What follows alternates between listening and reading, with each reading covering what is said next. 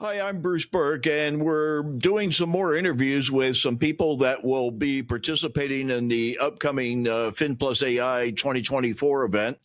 Today, I'm meeting with Malur Narayan. Malur is a man of many talents and is out there really spreading the message. I think it's a great message, and I met him before the MIT summit out there in Cambridge that I went to last month.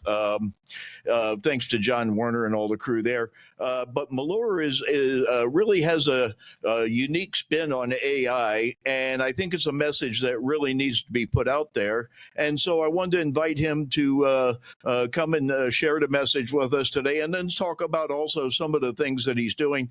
So you know more about yourself than I do, Malur. So why don't you introduce yourself, and then we'll just take it from there. Thanks a lot, Bruce. Really appreciate you having me on this call.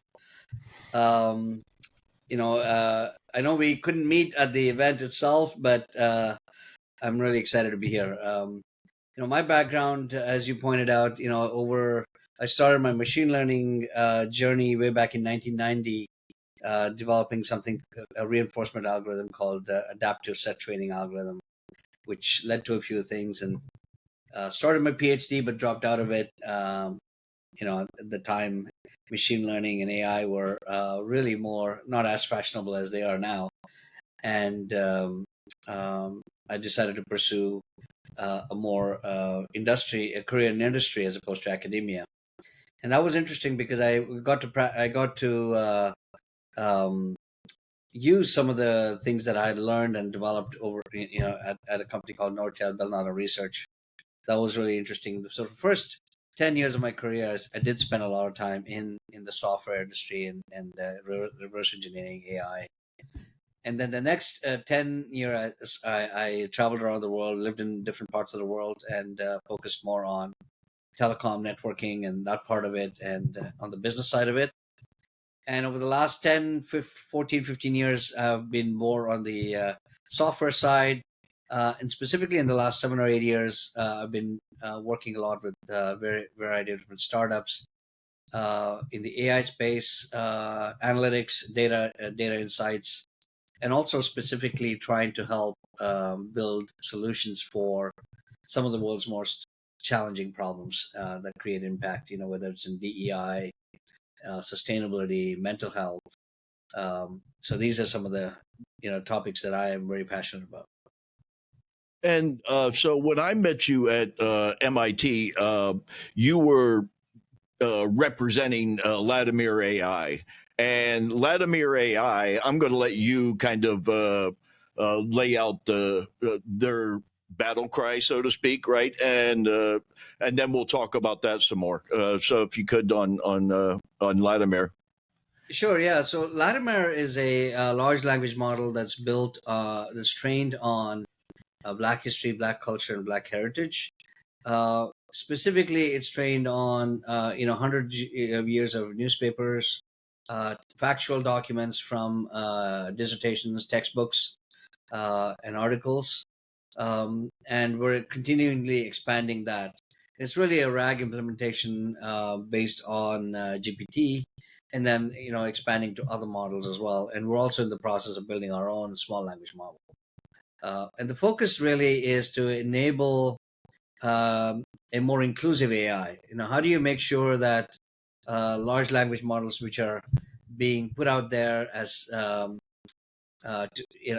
really test vehicles on humanity, how do you make sure that you have tools that are more representative of the wider population, and also take into account things like bias, accuracy, and responsible AI. So that's where we are, and we've already talking to a lot of companies, specifically around use cases that Latimer can that they can benefit from in terms of with Latimer, specifically around how to talk to an African American audience, how to do the right messaging, how to attract, be more empathetic in your conversations, in your messaging, social media, etc. So we're seeing a And lot of. so, I'm sorry. Sorry, Go ahead. no, they're seeing a lot of interest from healthcare, insurance, and retail and financial services. I would think that both banking and insurance would be top of the list on that sort of thing. You can't afford to offend customers that are essentially handing you their life savings and their life essentially, right? So it's very important. I saw that Latimer was mentioned in a TechCrunch article that came out. I think it was yesterday, right?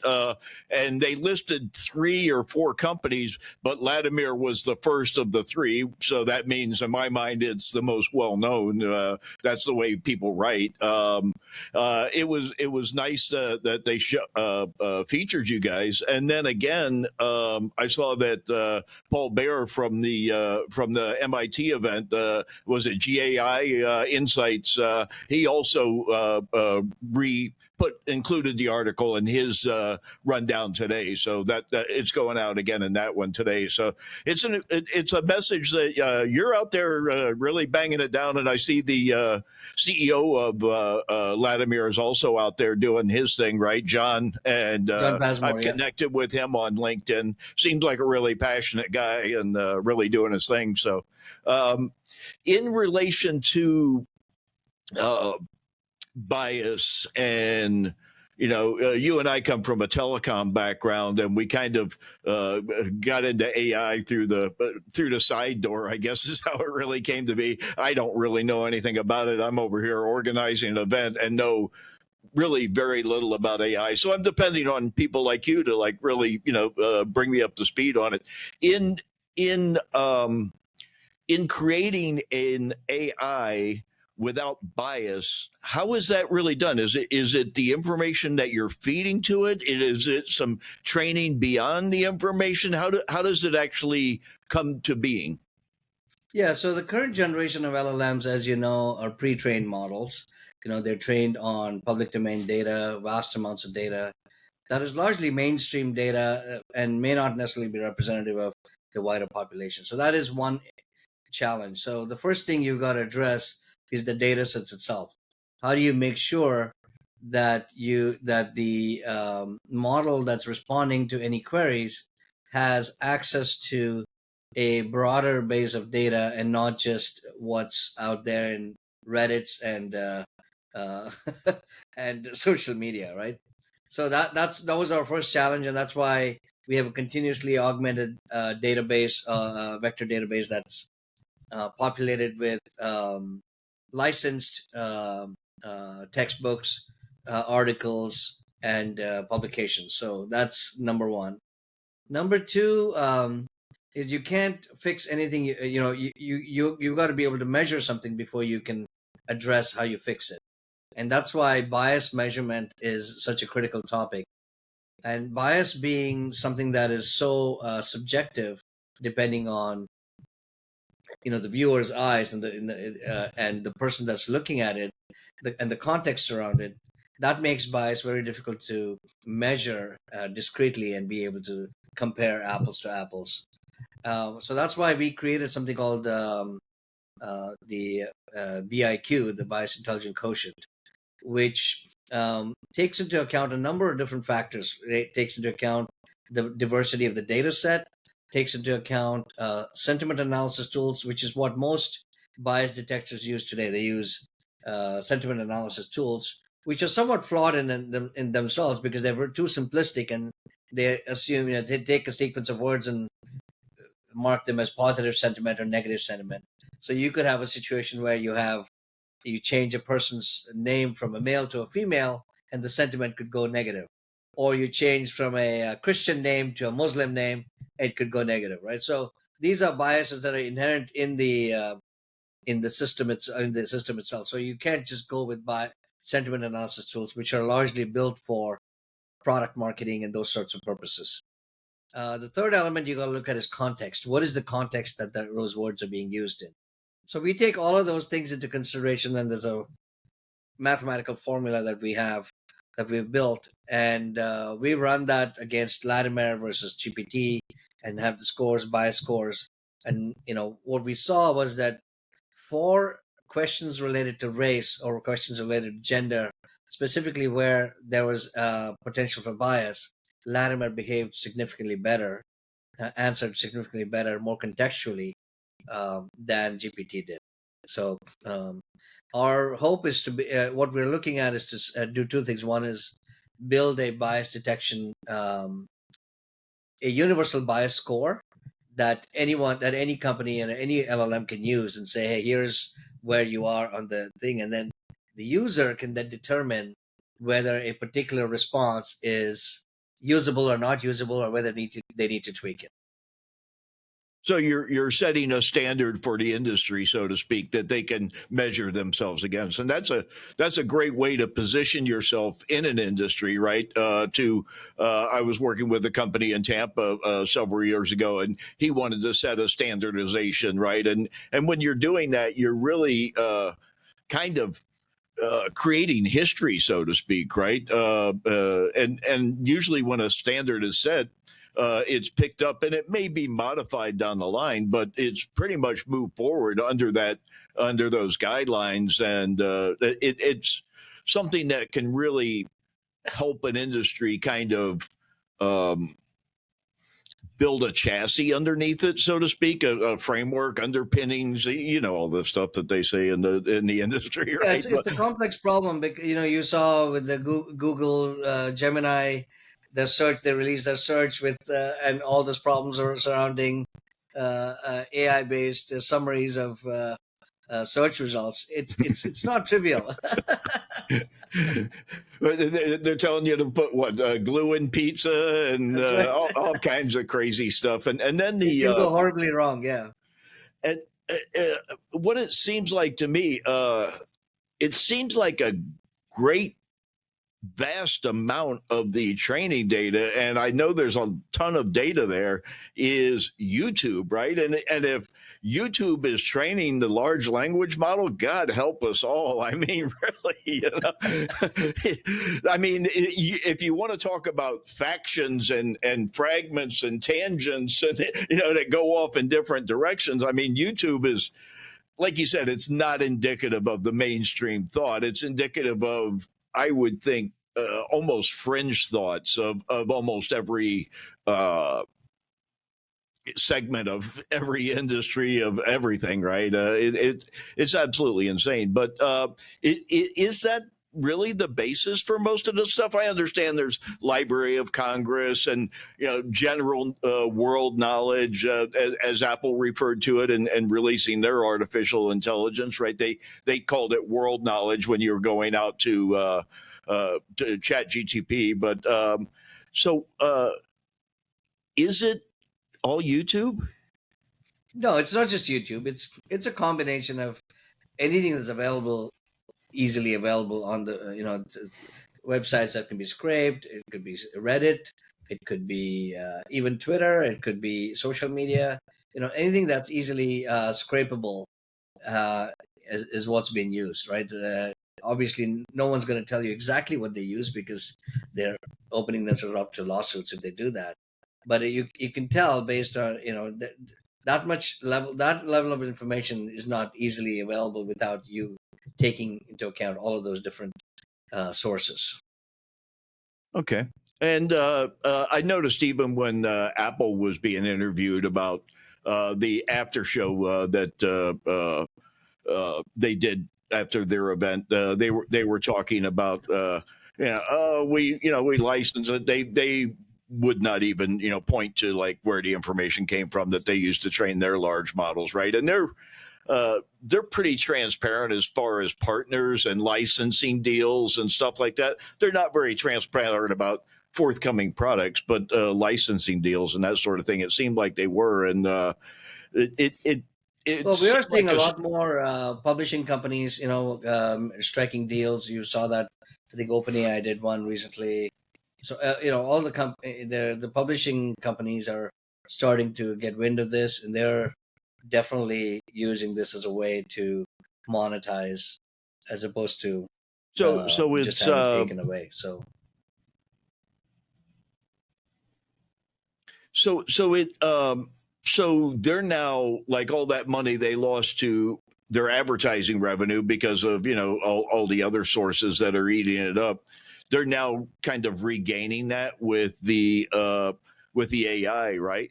But are they, if they're reselling all that information that they previously published, are they compensating all the writers that created that stuff to begin with? Do they get a trickle down like like in Hollywood, right? Every time your show replays, you know is there a compensation model for that, or is that something I that don't needs know. to be? That's a good question. I think I don't think so. I don't think it's quite the same as the recording industry or the movie industry, where the holder of the rights gets 99% of the revenue, right? Maybe, and depending on how the contract's been negotiated, sometimes it's the artists as well. The artists get a royalty fee.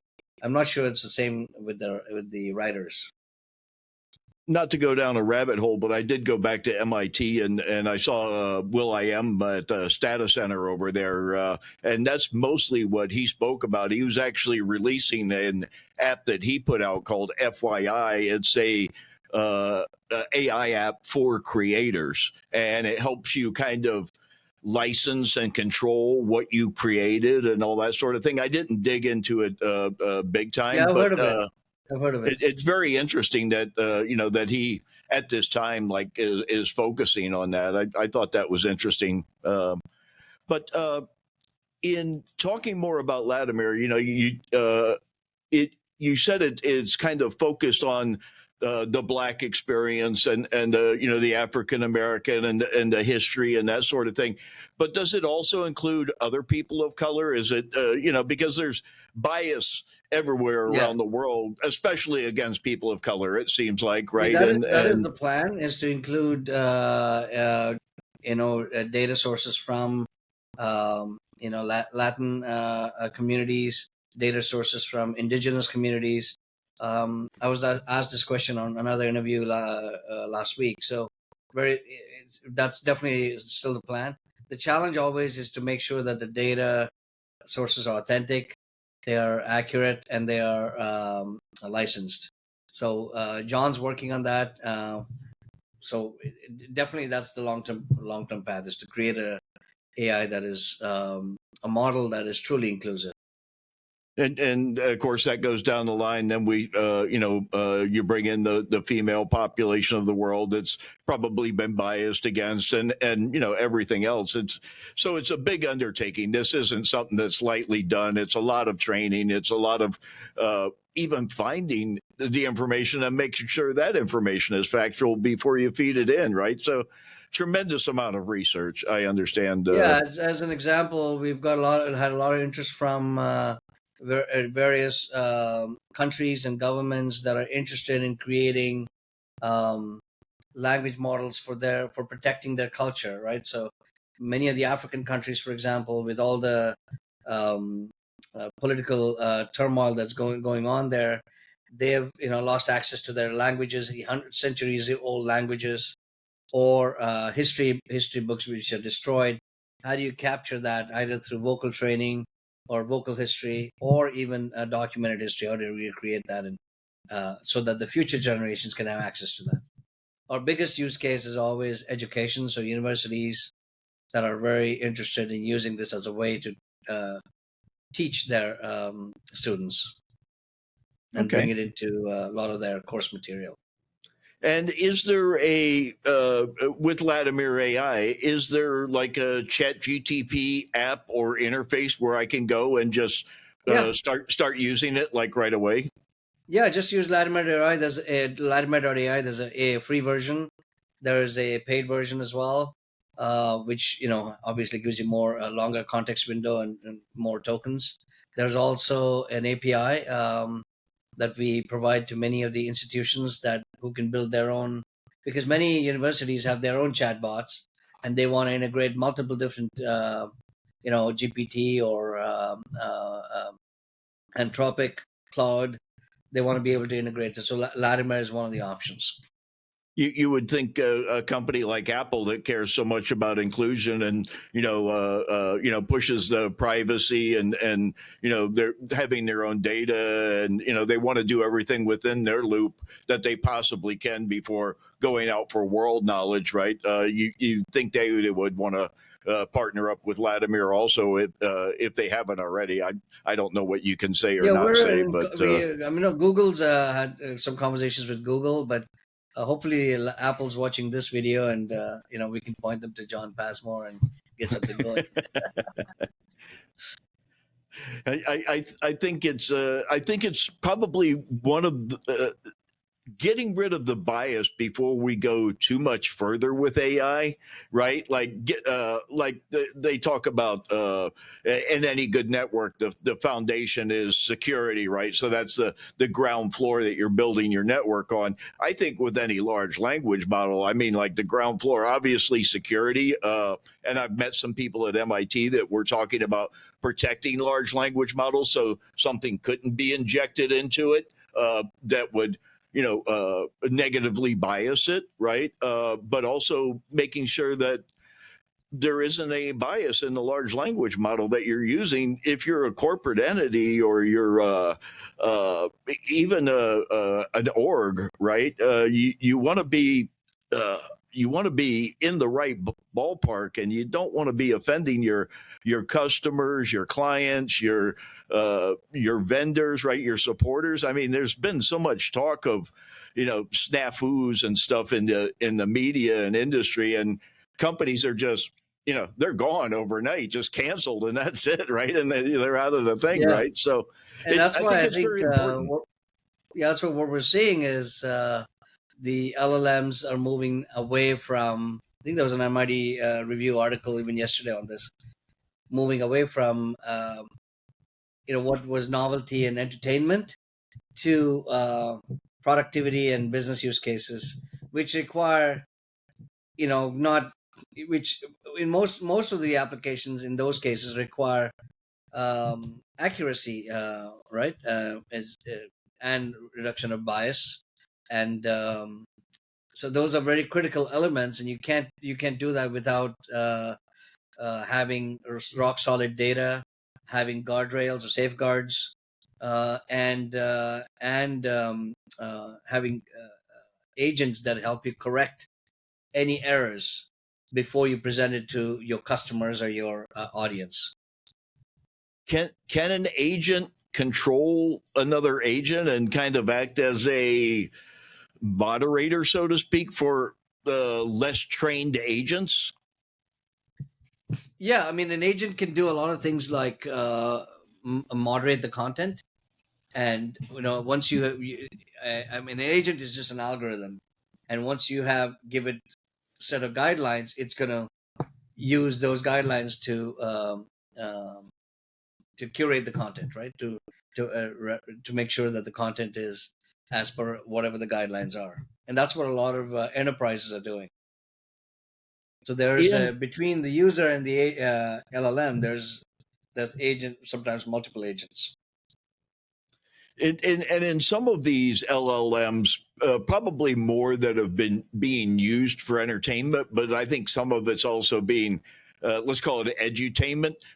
They're creating personas, like Facebook created a bunch of personas that would help you with different things, and they're just agents, right? But they're actually using real actors and celebrities, and but they're giving them different names. Why, I don't know, but um, so Vladimir AI as a LLM that's oriented to Black culture, Black history, that sort of thing, could better serve a AI persona or an AI creator that's created, a, a person that's created out of AI, right?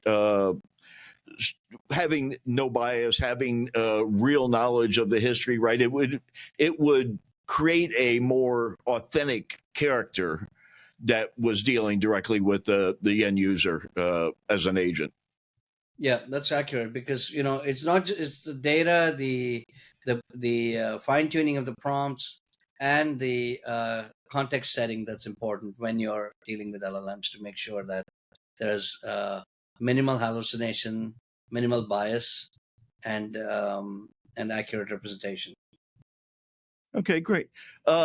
Switching gears a little bit, you also do a lot of other projects with startups, and I'm sure in AI. I'm sure some of them are fintechs.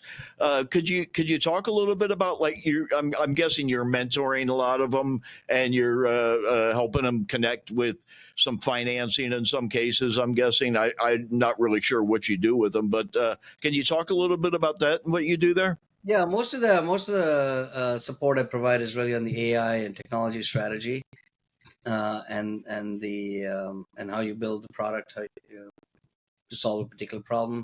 One of the ones I'm involved in is called Strides AI, which I'm one of the co-founders of it, and that is focused on enabling um, mid-level diverse leaders to be able to network with board members and C-suite leaders. So that was started in 2020, and that's how John and I got connected. John is on the board of that company. There's another one called Storyboard, which I was involved in, which uses the power of documentaries um, to present a case to companies, to educate companies about a variety of different topics. You know, it could be suicide prevention, mental health, diversity, what have you. And there, and the AI is really around helping build modules that could be replicated over time and customized for different audiences. Another one called Cash AI, which is help helping companies, brands identify athletes without bias.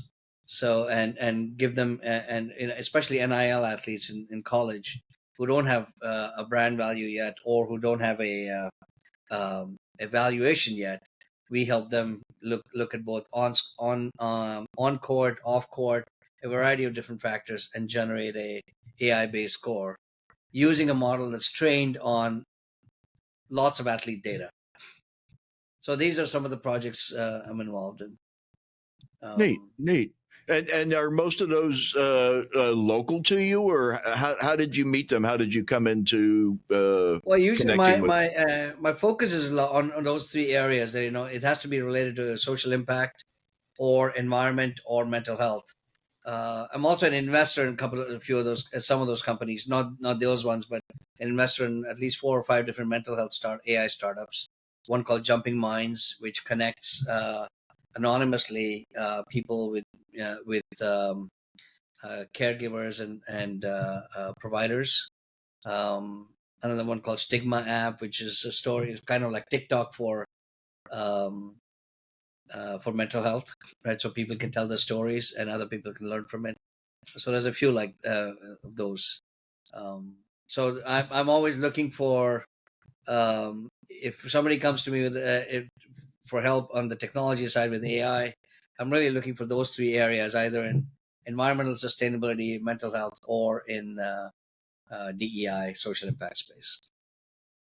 So AI for good, in Yeah, essence, AI right? for good. Yeah. Okay. And it's not just about the greedy, money grubbing capitalism like everybody else. Yeah, obviously, businesses. Once you're a commercial entity, you've got to make money in order to be successful.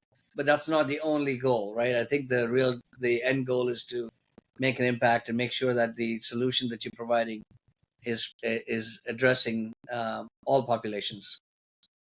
I was looking through some content. I'm doing the newsletter every day for the event and leading up to it, and uh, I came across the video of AI for good today, and I was like, would the bankers and the fintech guys be interested in this? It was like the opening of the event, right? And the keynote. I was like, no, they don't care about AI for good. Just put this off to the side. Well, they probably do. I'm sure they do it. I'm We're all kidding. human beings at the end of the day, right? So Yeah, yeah. It's I think it's interesting that you're focused on these things because those three things seem to be something that is more on the rise following the pandemic. I think the pandemic opened us up to being like a little more human and a little more understanding of each other in some cases, right? And I think it really brought about a lot of focus on those three things. Yes, I agree. I mean, I just want to, like, on the financial side as well. There's, financial inclusion is a big thing for many companies. I know somebody that I know. Her name is Shamina Singh. She leads uh, the Mastercard Center of Inclusive Growth, where they're doing a lot of work on AI related projects for across the world on programs that enable more inclusion, financial inclusion. So, and many of these companies, including American Express, etc., they all have their own little programs around this. Wasn't there a post that you put up a few days ago with you and her in it? Was that, am I thinking correctly, or very recently? No? Or maybe you retweeted I it don't know if I or put up a post, but I think I may have reshared one of her posts because okay, okay. they had an event. They have an event every year, and um, she's doing a lot of good work in that space. Yeah, I thought when you said the name, I was like, I think I remember seeing a post from Malur on LinkedIn about that, right? And so I reached out. I think I connected with her. I'm trying to just, like I said, I'm a telecom guy that somehow became a fintech guy that somehow became an AI guy, right? What I see from my viewpoint, investment in fintech is kind of sloping down, but investment in AI is kind of going up. But the investment in AI is kind of to inject the AI into the existing fintech world, is what it seems to me. Um, Well, I think the crypto fall had a bit of a impact on the fintech, right? That a lot of the fintech startups are focused heavily on blockchain and crypto, and I think that the last, the whole crypto winter that happened a year and a half ago, has been brutal for fintech. But AI, I think, is kind of coming with like a knight in shining armor, saying, "Hey, here's here's another fresh burst of energy for." So it's these are cyclical anyway. Um, so I see that coming around the bend. do you, uh, in saying that, I think crypto, and many people echoed this sentiment of even Jeff Vinnick, right? He's like, yeah, blockchain something, but this crypto stuff, this is like a sideshow for blockchain, right? Because blockchain's a pretty important technology, and crypto was air, right? In my estimation, I'm a contrarian. Everybody thought I'd be a real uptaker of fintech or of crypto, and I wasn't, right? But do you think there's a lot of focus and billions of dollars being poured, probably trillions by now, into AI? Do you think it's a 2, 3 year, 5 year flash in the pan kind of a thing like crypto was, or is it going to correct, or is it going to continue to grow and Well, the challenge I see with AI is that AI is being equated, I mean, is being synonymous with LLMs, and there's AI beyond LLM. LLMs are just, the generative component where it's still a relative. I mean, the LLM, the Chat GPT, and all these have provided a great impetus to AI overall, but a large part of those dollars are going towards LLMs. And I see, while LLMs are um, good, but they're not the large part of AI use cases that are going to dominate the business and industrial world. So I think that's so you're probably going to see some sort of a winter on the LLM space, and then you're going to have, but the amount of investments going in into other parts of AI, in terms of drug discovery or materials discovery and other areas, those are very very significant for the industry, and a lot of the tools that are being created today um, can be leveraged for those applications. okay, okay, and so like I said, I know very little about AI, right? I'm learning just like everybody else, and I'm sure I'm not the only one who doesn't know We all anything are, about yeah. AI. But you were formally trained in this. You went through school for this. You learned it, and you learned it back before it was popular, right? Before it was the media darling that it is now, right? But like I was reading about the Meta's AI and how they're training AI, and Yan says large language models are not the end all to be all, right? That there's a Yeah, I lot agree with him. more beyond that, right? So what are the other ways, or what are the other segments that aren't as popular in the media as large language models? Because I don't know, right? I Well, really want to the know. LLMs are popular because every user can use them easily and they can see instant results, right? So it's kind of like entertainment, and you can do your homework, you can do write essays, you can write an email, all of that. Great use cases. So from a personalization, productivity point of view, they're fantastic. But when it comes to industrial, a lot of the focus has to be on the accuracy. We talked about that, the bias, and then also on being able to provide results in either in real time or near real time. So things like digital twins, which can mirror various processes, whether it's in supply chain or manufacturing, those are going to be tremendously helpful. IoT, which had kind of you know was languishing for a while, is now getting a bit of resurgence, which then ties into the whole edge AI piece. Edge devices that have the capability to have greater compute power, more memory, and greater bandwidth thanks to 5G, private 5G. So now you're able to do a lot of the things that was promised on the edge that never could be done by IoT, right? Because part of the problem with IoT was you had to send everything back to a central server or cloud and have it processed, and then you lost the real time nature of that, of triggering actions. Now you have the capability with Edge AI to be able to trigger actions locally in a factory or at the edge. I think those are two areas that definitely have great potential, and the third is around embodified AI, which is on really robotics and that part of it. I think that is getting a lot more attention now, and now that Tesla is talking about or has been building these uh, robots, humanoid robots, and all of that. So I see a lot of focus and energy into that as well. Well, from everything I've read that Yam was talking about, the humanoid or the embodiment is so that the AI actually understands like how humans live and work in the real world, right? Because they don't understand time, distance, space, movement. They just don't understand that kind of stuff, and that's really to.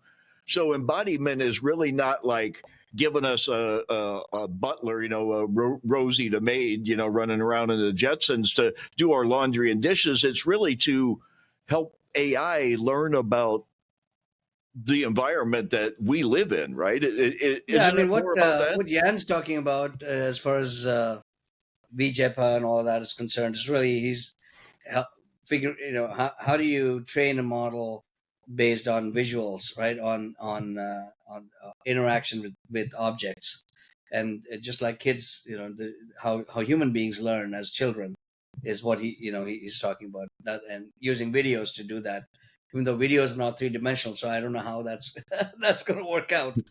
um, so that's definitely a space that I see. LLMs are largely being trained on text, so now you're going to moving from text to images, images to video, and eventually they'll be trained on real world models, kind of like autonomous cars. You sent out these cars to get a sense of what the roads are like, what the structures are, what obstacles there could be, what the measurements are. So similar. Okay.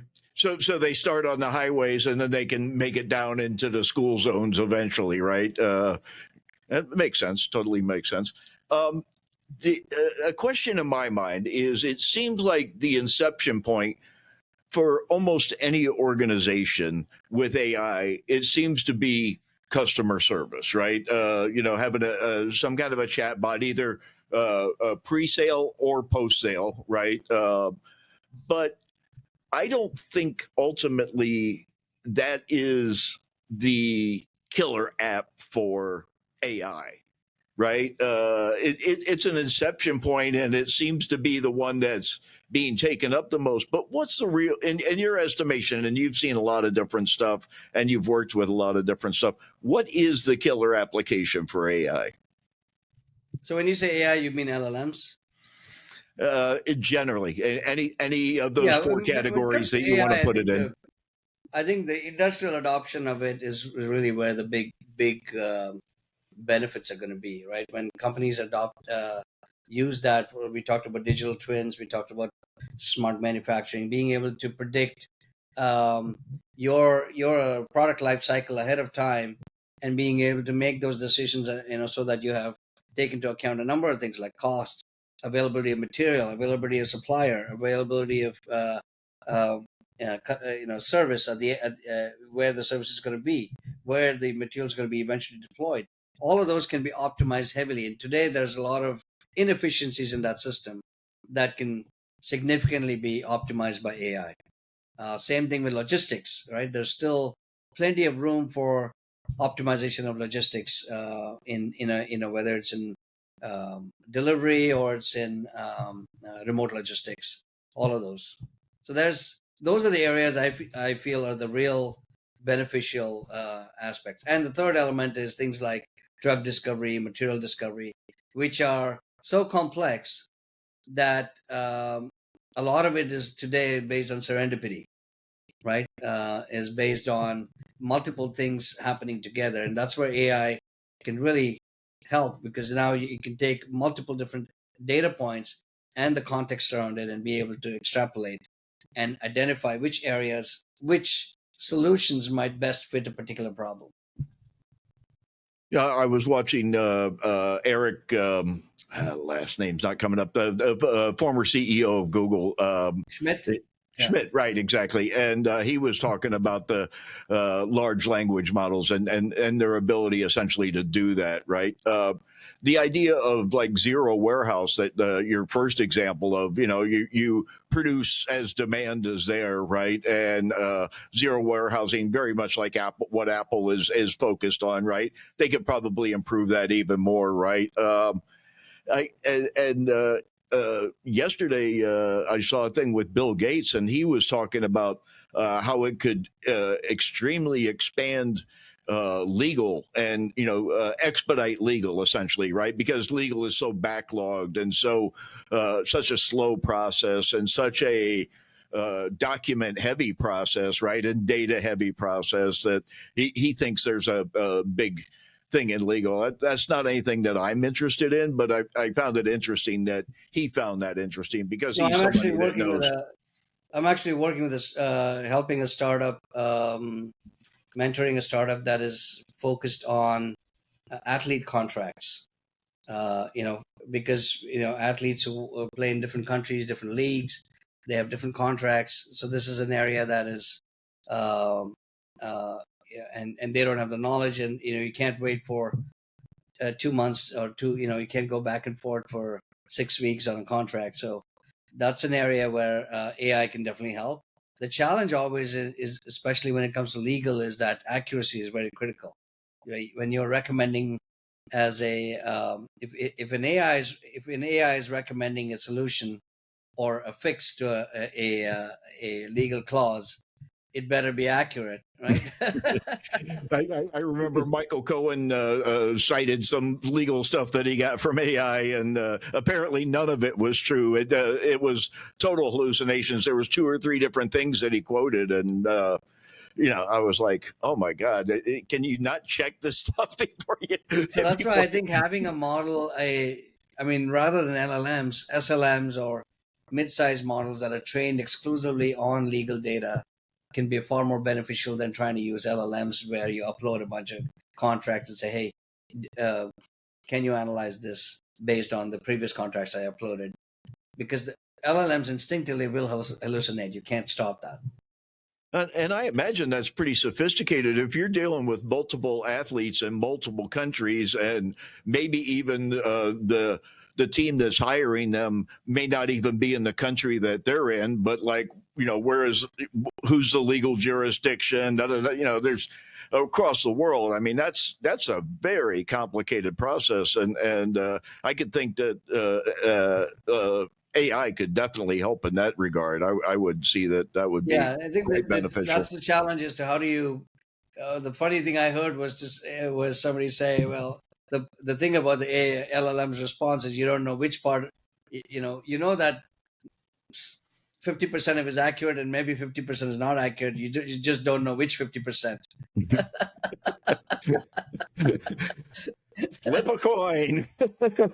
Flip a coin before you file your amicus brief. Just flip a coin.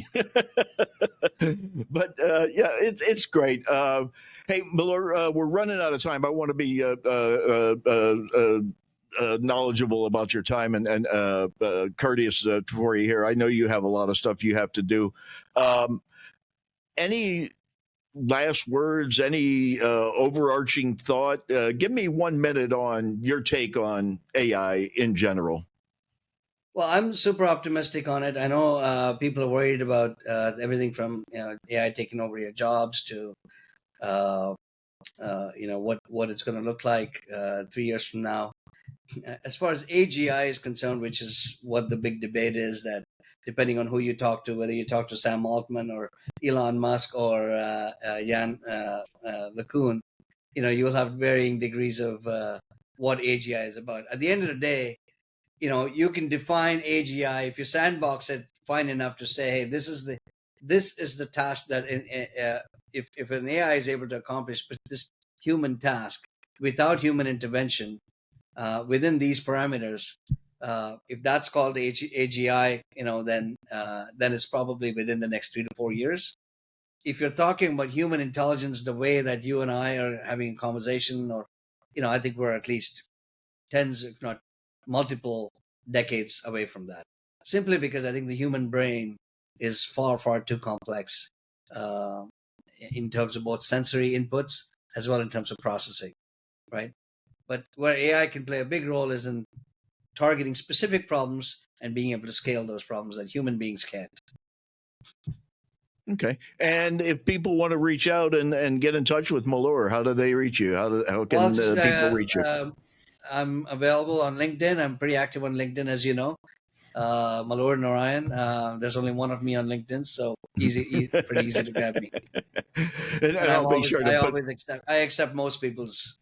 Um, and links will be below in the below the video here. I want to remind you, stick around for a minute because we do have to wait for the video to finish uploading after we do it here. So, Malur, thank you very much. I really appreciate your time. It took us a little while to get this done, but we did it, and I appreciate your help in doing that.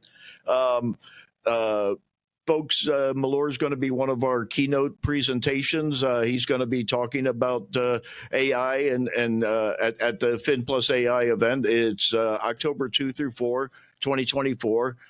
Lake Meridian, Dania Beach, Florida, and we're already looking at locations for 2025. So we're pushing forward. We're building a great group of people. So more people being added every day.